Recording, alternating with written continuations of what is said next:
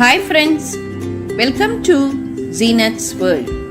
இன்னைக்கு நம்ம சேனல்ல நம்ம பண்ண போற ரெசிபி சூப்பரான டேஸ்டான கிராமத்து ஸ்டைல் காராமணி குழம்பு தான் நம்ம இன்னைக்கு பண்ண போறோம்.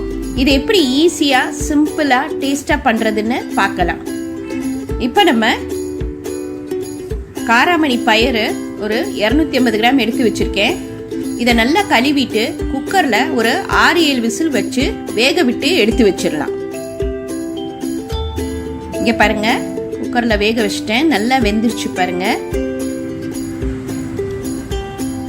இப்போ இது இங்க சைட்ல இருக்கட்டும். இங்க நான் எலுமிச்சப்பழ சைஸ் அளவு புளி எடுத்து அதை தண்ணி ஊற்றி நல்லா கரைச்சி வச்சிருக்கேன். இப்போ நம்ம அந்த கரைச்சி வச்ச புளி தண்ணியிலேயே 2 ஸ்பூன் நம்ம குழம்புக்கு அரைச்சி வச்சுப்போம் பாருங்க, அந்த மசாலாவை போட்டுக்கோங்க. 2 ஸ்பூன் குழம்பு மிளகாய் தூள், 1/2 ஸ்பூன் மஞ்சத்தூள். இப்போ அதை கரைச்சி வச்சாச்சு. இங்கே சட்டியில் ஒரு 2 ஸ்பூன் நல்லெண்ணெய் ஊற்றிக்கிறேன். அதில் வெந்தயம் 1 ஸ்பூன், கடுகு 1 ஸ்பூன், உளுந்து 1 ஸ்பூன் போட்டுக்கோங்க.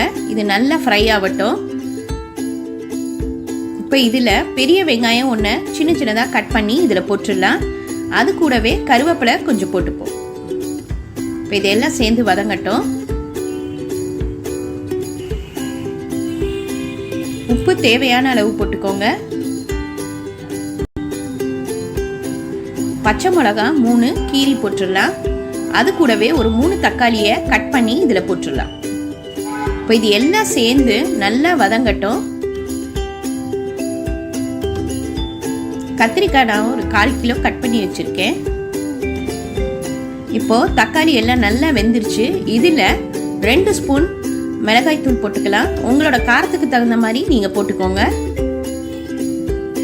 இப்போ இதையும் சேர்த்து நல்லா வதக்கிடுவோம்.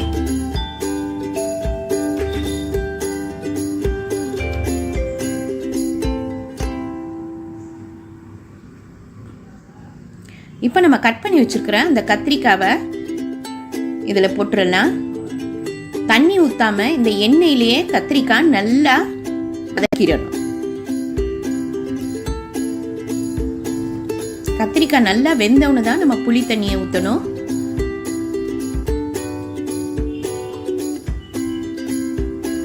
சும்மா வேகிறதுக்காக ஒரு 1/4 ஸ்பூன் தண்ணி ஊற்றிக்கோங்க. மூடி போட்டு ஒரு 2 நிமிஷம் கத்திரிக்காவை வேக விட்டுடலாம். இந்த கத்திரிக்காய் நல்லா வெந்துருச்சு பாருங்க. இந்த டைம்ல நம்ம கரைச்சி வச்சிருக்கோம் பாருங்க, அந்த புளி தண்ணியை இதுல ஊத்திடலாம். அதுலயே நம்ம மசாலா எல்லாம் போட்டுட்டோம்.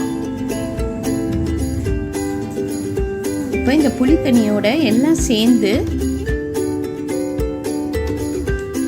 நல்லா கொதிக்க விட்டுடலாம். ஒரு 5 நிமிஷம் மூடி போட்டு வேக விட்டு எடுத்துடலாம். இப்ப நல்லா கொதிக்க ஆரம்பிச்சிருச்சு பாருங்க. இப்ப நம்ம அதுல இது பயிர்த்து குழம்புனால நம்ம பெருங்காயத்தூள் ஒரு 1/4 ஸ்பூன் போட்டுக்கோங்க. அது கூடவே நம்ம வேக வச்ச அந்த காராமணி பயிரையும் இதுல ஊத்திடலாம். இது எல்லாம் சேர்ந்து நல்லா கொதிக்கட்டும். நான் ஒரு 1/4 மூடி தேங்காய் அரைச்சி வச்சிருக்கேன், அதையும் இதுல ஊத்திடுங்க.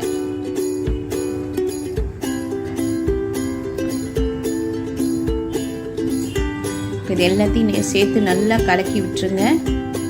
சூப்பரா சிம்பிளா தான் உங்களுக்கு இந்த காராமணி பயிர் குழம்பு சொல்லித்தரேன். ரொம்ப டேஸ்டா இருக்கும். ஃபைனலா நல்லா கொதி வந்துருச்சு பாருங்க. நம்ம இந்த டைம்ல கொத்தமல்லியை தூவி விட்டுடலாம். அவ்வளோதாங்க, சூப்பரான கிராமத்து ஸ்டைல் காராமணி குழம்பு ரெடி ஆயிடுச்சு. இது ரொம்ப ஈஸியான ரெசிபி. இன்னைக்கு இதை ட்ரை பண்ணி பாருங்க.